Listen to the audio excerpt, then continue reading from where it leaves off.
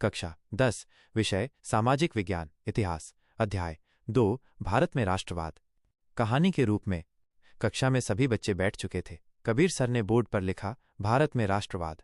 Kabir sir, बच्चों, आज हम समझेंगे कि भारत में राष्ट्रवाद कैसे उभरा और कैसे ये स्वतंत्रता की ओर बढ़ा। कृष, गुरुजी, भारत में राष्ट्रवाद की शुरुआत कब और कैसे हुई?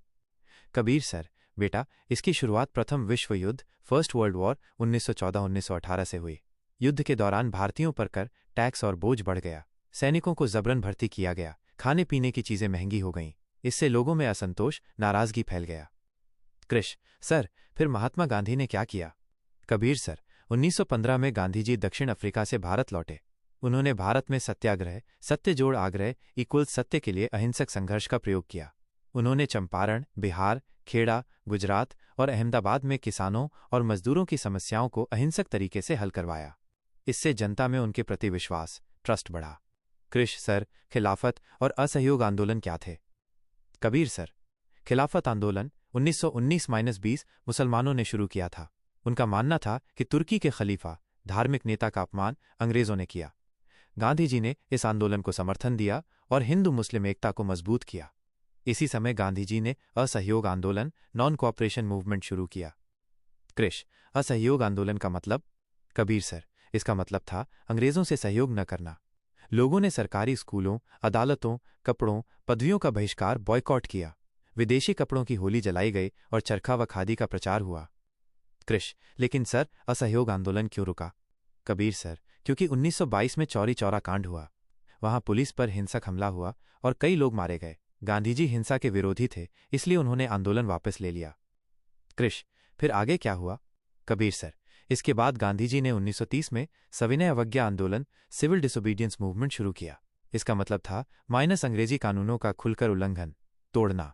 सबसे प्रसिद्ध घटना थी नमक सत्याग्रह, सॉल्ट मार्च।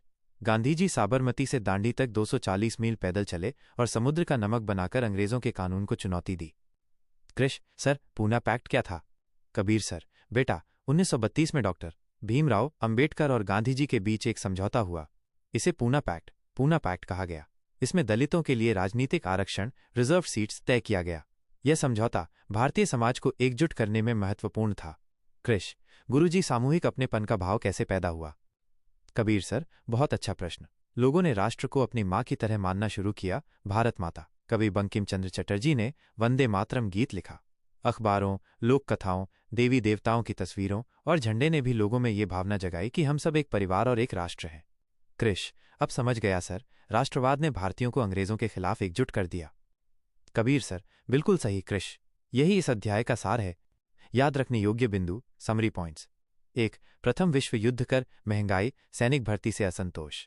2. महात्मा गांधी सत्याग्रह और अहिंसा से लोगों का विश्वास जीता। 3. खिलाफत आंदोलन, हिंदू मुस्लिम एकता, गांधी जी का समर्थन। 4. असहयोग आंदोलन 1920, स्कूल, अदालत, कपड़े, पदवियों का बहिष्कार। 5. चौरी चौरा कांड 1922, हिंसा होने पर आंदोलन वापस। 6. सविनय अवज्ञा आंदोलन 1930, नमक सत्याग्रह, अंग्रेजी कानूनों का उल्लंघन। 7. पूना पैक्ट 1932, गांधीजी और डॉक्टर अंबेडकर का समझौता, दलितों के लिए आरक्षण। 8. सामूहिक अपनेपन का भाव, भारत माता की छवि, वंदे मातरम, झंडा और लोक कथाएं।